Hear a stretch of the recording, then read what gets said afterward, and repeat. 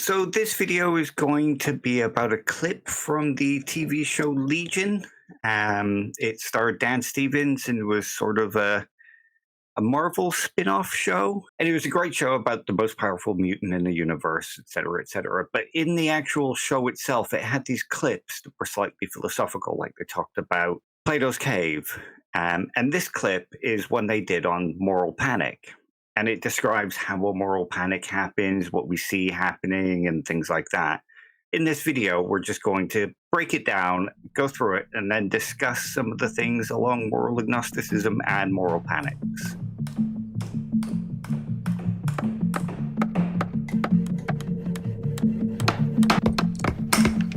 Moral panic is defined as public anxiety or alarm in response to a perceived threat to the moral standards of society. So essentially, this can be seen as an action that's causing public outrage or worry. We can see this sort of thing, for example, when Christian groups get together and protest things that are against their doctrine. Yeah, and we do often see that a lot of the time, don't we? Sort of Christian protesting about certain books being in school, and then they have those books pulled, and then that creates a kind of moral outrage in another community, which is, well, these people are deciding what secular kids can read, and how far down this slippery slope can we go? Another example in recent times in the UK is the film The Lady of Heaven, which is about Muhammad's daughter Fatima. In Muslim communities, this film is seen as kind of blasphemous. And they protested and put pressure on cinemas. And I suppose because of past events, you can imagine that there is a kind of moral panic going on within those theaters and those bosses, because you never know what could happen. And the film got pulled, and then that caused outrage in another community, which is, well, why are we allowing them to dictate and allow their religious laws to dictate what films we can show in the cinema? And that creates a further spiral. And if you think going back like to the sort of 9/11 days, I suppose there was good reason to be outraged and to have this kind of panic. But as it spiraled further and further on, there was more and more of this moral panic about how Muslims might behave. That Muslim on the bus might have a bomb. And that kind of fear and moral panic allowed the rise of groups like the EDL and the BNP, which in turn caused further violence and further moral panic within cities. Because, you have the Antifa counter-protesters and violence would happen. So as we can see, a moral panic in one community can create another moral panic, and that builds on and builds on and builds on until we have this giant moral panic that causes problems within our societies. The road to moral panic has several stops. The first is concern.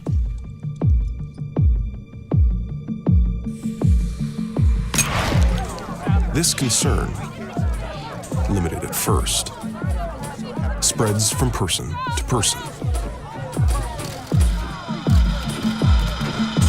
Panic can indeed be like a virus, and its growth can be quite exponential. You might hear something and think it absolute nonsense at first, but as soon as more people are panicking about it, it's essentially increasing that viral load, and then you get a heavier dose yourself, and all of a sudden, you might start panicking. And then people you might have spoken to in the past and told, you're not worried about this, well, all of a sudden, they're going to see that you are worried, and they might start panicking themselves. And this is sort of akin to what Dave was just saying in his last point about it affecting different communities, but it actually affects from within the community in the same sort of way. Amplified by cultural forces. See, and media then plays a part in this and increases the viral load, especially with its over-dramatization of stories like many media outlets do. Yeah, and one recent example we can see of this, and it shows why moralizing language in news can be kind of harmful, if we think about the January 6th hearings that are going on at the moment, and we think about January the 6th, all that started from Trump claiming to have had the election stolen from him, which creates a kind of moral panic within the American community or within a section of the moral community because they think, oh, democracy is being undermined. If we allow this to happen now, what will happen in the future? We could become a totalitarian government going down this slippery slope.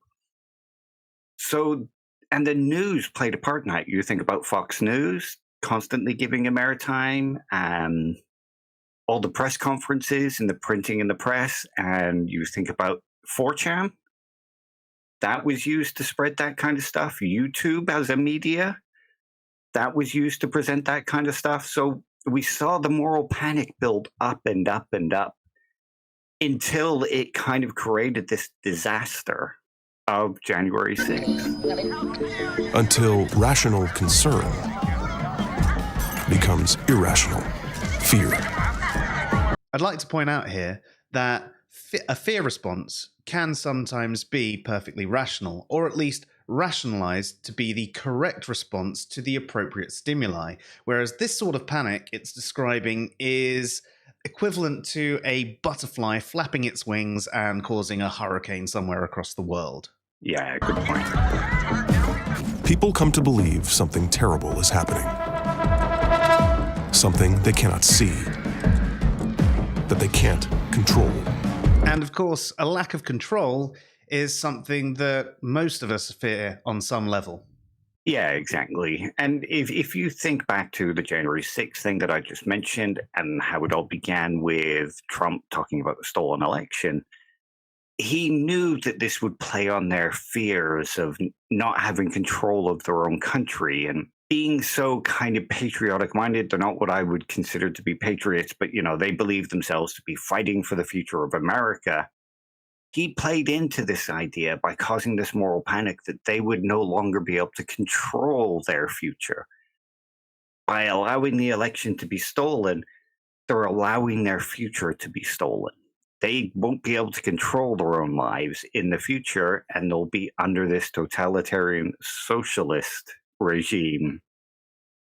So it plays into that. And people who start these moral panics can kind of use that fear to kind of play on it and this lack of control. So they design their moral panics around that.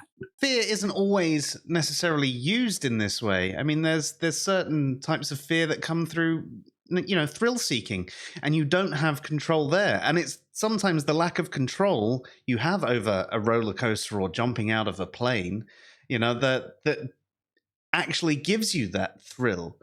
But it's very different application of fear to the sort that will bring about a moral panic. It's a self-determined fear rather than a fear that you won't have self-determination.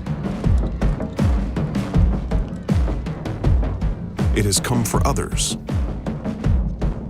It will come for them. Wait!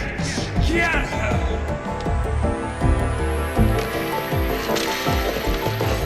Whether or not the threat is real, the response certainly is. And it is often excessive.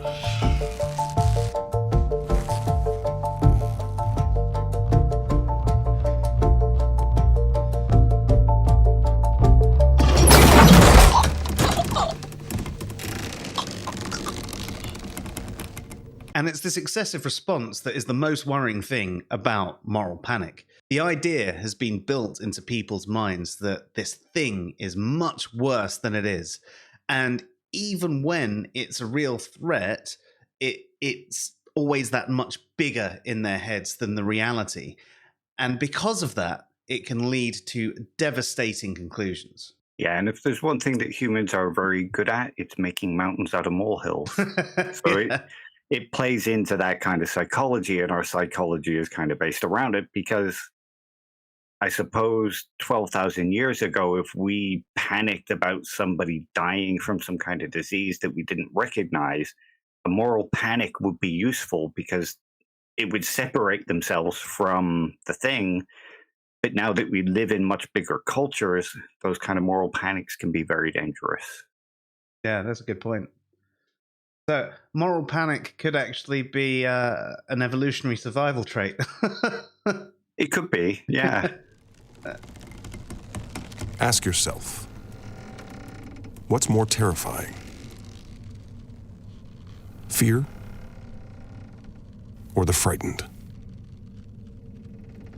And not to mention, mob mentality is already pretty frightening in and of itself. It's often influenced by the lowest common denominator or the most angry or fearful person or people within said mob.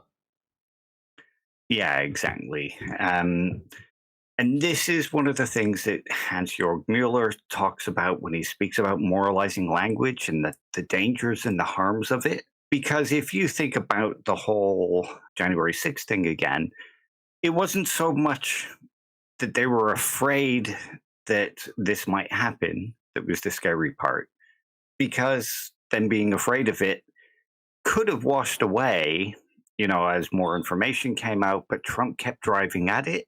Even after he pulled out of office, he kept driving at it. He's still driving at it, but up until that running time, he kept going and kept going and kept going, making them more and more frightened until they popped like a champagne bottle. And it wasn't so much their fear that was frightening, it was their storming of the Capitol building that was frightening. It was their standing outside baying for the blood of Mike Pence and other kind of senators and things like that. The bombs that were found planted around the place, those were the frightening things. It wasn't their fear that was frightening, it was their response to that fear. And like I said, Hans-Georg Mueller argues this is why moralizing language is bad, because it doesn't play at the actual facts, it plays at the emotions and the fears. And he argues this is one of the reasons why we should think about moral agnosticism. Until we know more about morality, we should keep moralizing language out of politics, out of schools, generally out of our lives in general, because as we can see, moralizing language can lead to moral panics. Yeah, I mean, even on a smaller scale as well. I mean, thinking about it at schools, telling kids that they're bad, gets into their heads, and sometimes they end up going, well, everybody always tells me I'm bad, so I may as well be bad because maybe I am bad, and all of that sort of thing. Whereas it could be addressed using language that doesn't have that moral undertone, and there is this almost built into societies. We all sort of pass these moral judgments without even realizing we're doing so through our language.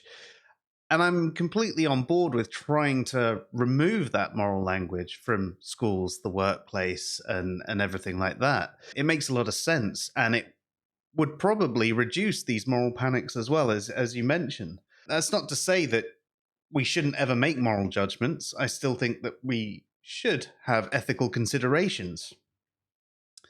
It's just that on a direct personal basis, or calling out a group of people, it's not necessarily the best way to deal with the problem, and it can cause a lot of bias. I mean, you think about when atheists and religious people are calling each other evil, you're just you're playing it off of your own sense of morality, whether it's because you're following the Bible or because you have some subjective theory or you've got some normative ethical theory or whatever it is.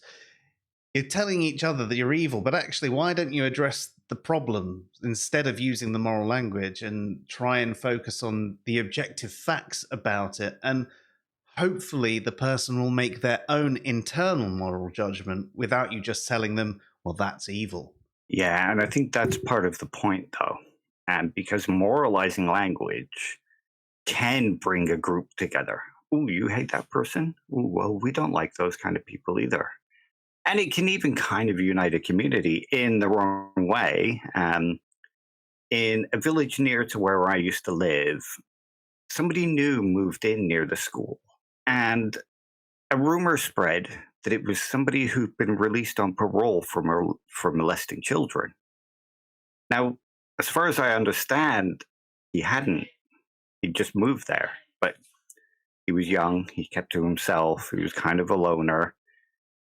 And as those stories spread in the pubs and that moralizing language spread in the pubs, he started to have graffiti daubed on his house until eventually there was a whole group of people stood outside his house braying for his blood and wanting to pull him out. And the police had to come and remove him and rehouse him. So that moralizing language brought that community together, but in a very dangerous way.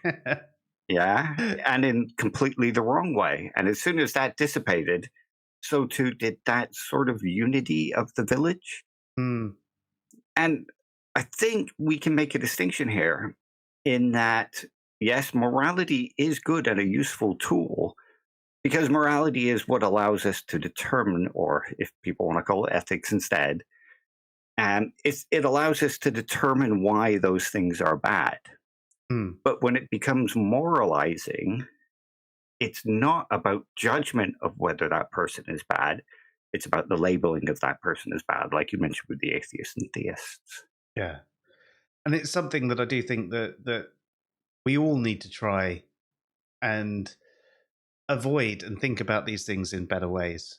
You know, but it's hard because we've grown up with this moral language thrown at us constantly all our lives, and it's hard to change a large part of your vocabulary, and it's, you might not even realize that what you're saying is actually passing this moral judgment, and the other person might pick up on it, but you might not realize that you've done it. But because there is that language bit there, again, it can spread around like a virus, and all of a sudden you've got mob mentality on your hands. Yeah. And it goes much deeper than that in society as well, because it's not just people with each other. But if you think about the way advertising kind of works, that's sort of moralizing in and of itself. Ooh, you're getting old? Try our aging cream. Old is kind of bad. It's seen as a bad thing. So you want to look younger. Buy our product. Mm. And that kind of moralizing language plays into that. And there's very much a lot of that in something like the anti-vax movement. There's a lot of moralizing. Oh, you want to harm your kid and give him autism. Oh, I see. You know, there's that kind of approach rather than, here's the facts. Okay, the facts say that it doesn't cause autism and it doesn't cause all these deaths that you're mentioning.